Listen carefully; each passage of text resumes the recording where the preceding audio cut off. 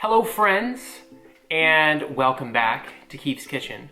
One of my light bulbs up in the ceiling died, and so the lighting is really bad. So I apologize for that. I'm gonna look at getting some sort of lighting. I don't know. If you have any suggestions, let me know.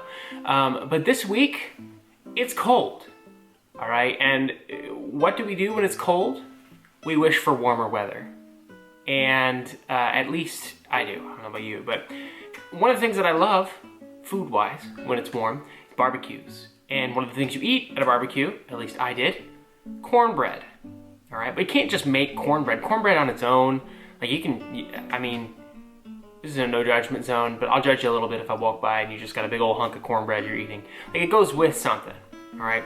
So instead of doing regular old cornbread, I thought I would do cornbread casserole.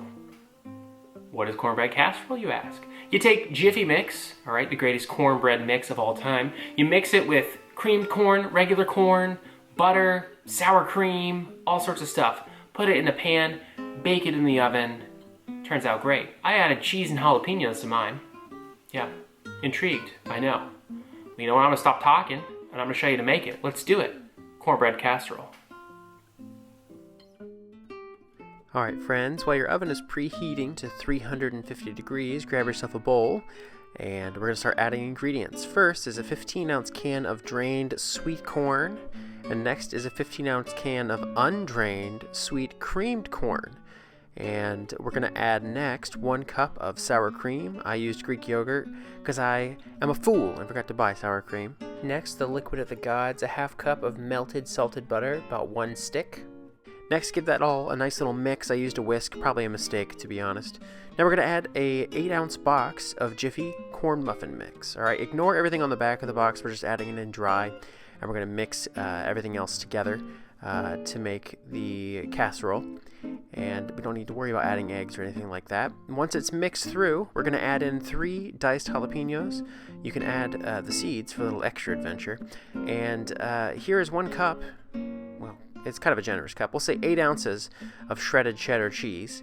Mix that all through, and that's basically it. That's your batter. So now we're ready to get it into a greased pan and put that pan in the oven.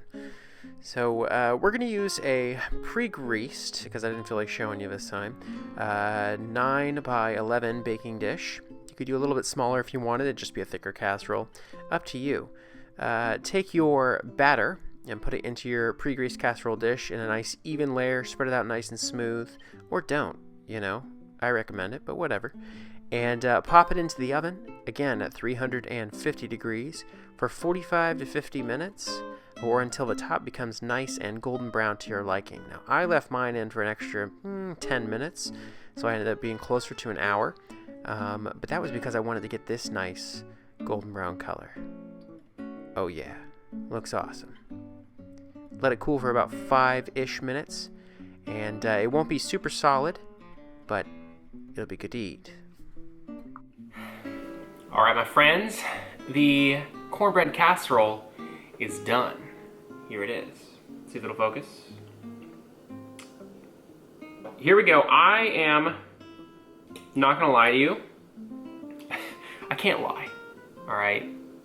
Not to you guys, not to my best friends, okay? I had a little bit of this beforehand.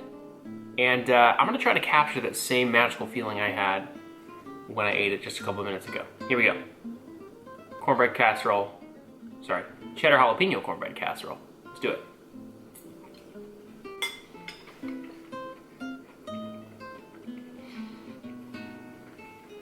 It's a triumph. Okay. It's creamy because of the cheese, the cream corn, and the butter.